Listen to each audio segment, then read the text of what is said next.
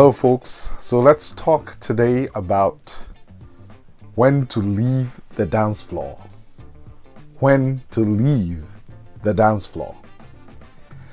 This month, May 2021, marks exactly 8 years since I was headhunted and officially accepted to serve as the president of a significant Canadian charity in the international education space.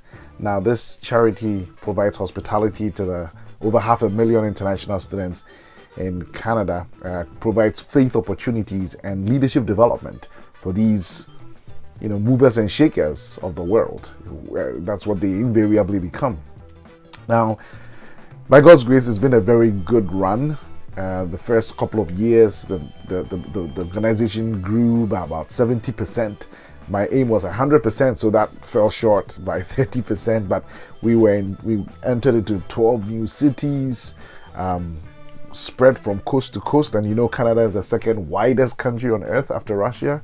We have about 90 staff as I speak. So things have gone well by God's grace. So why am I leaving? Well, when I was hired for this position, I felt that I was going to do this for 3 to 5 years. What I did not know was that I was going to end up doing it for 3 plus 5 years. But the point is this: I'm not leaving because I found another job. I'm not leaving because I am bored, I'm tired, or the board itself is saying, get rid of this guy. No, in fact, a lot of people are wondering, things are great, why are you leaving? Well, I'm leaving because I'm done.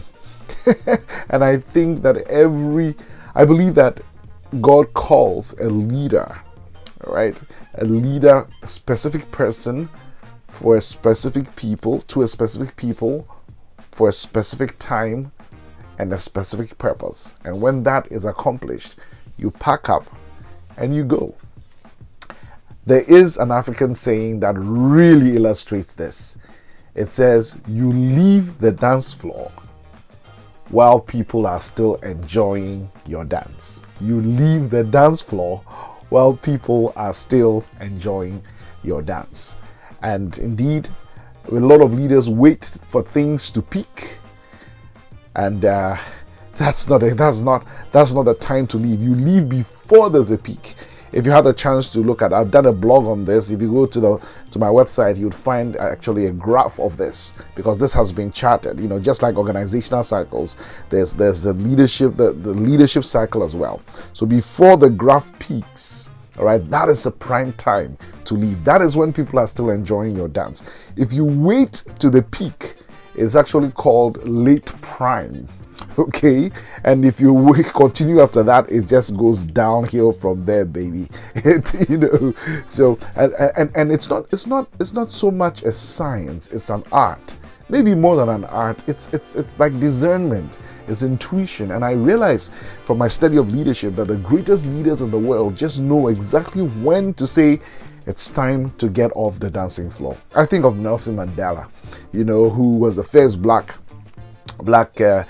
president of South Africa and did a great job in his first term. Right, we're still enjoying his dance. Everybody was saying, yeah, more and more, do more, stay on the dance floor. And he declined a second term. Like, who does that, especially in Africa? He declined a second term of office. And we all remember Mandela for the great things he left, not only while the music was playing, but while we're still enjoying his dance. I want to leave that with you, because as an African, I can tell you that my heart has bled so many times when African leaders have continued to stay in position way past their welcome. And sometimes it's led to civil strife and war. And I speak as a former United Nations peacekeeper. I was a peacekeeper in Cote d'Ivoire 2008 to 2009. And not only the reason why we had to go and keep peace, but even what happened after and how. Let's not even go into that. But even in Africa right now, there's a term called third terminism, where the number of leaders, not only in Cote d'Ivoire where I serve, but a number of leaders around the world are altering constitutions to be able to do a third term in office. It's not just an African problem, it is a human problem. Putin has done it in the East. Even Trump did not want to leave when he lost his election in the West. If you look into the US history, it's actually George Washington, the first president, who set that precedent of a 2-year maximum term.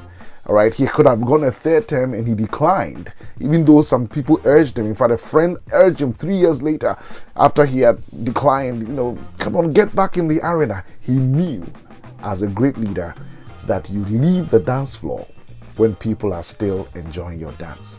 That's what to do at best. At worst, leave the dance floor while the music is still playing.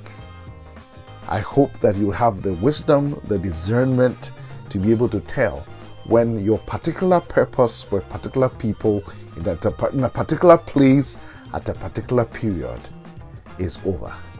Leave the dance floor while people are still enjoying your dance.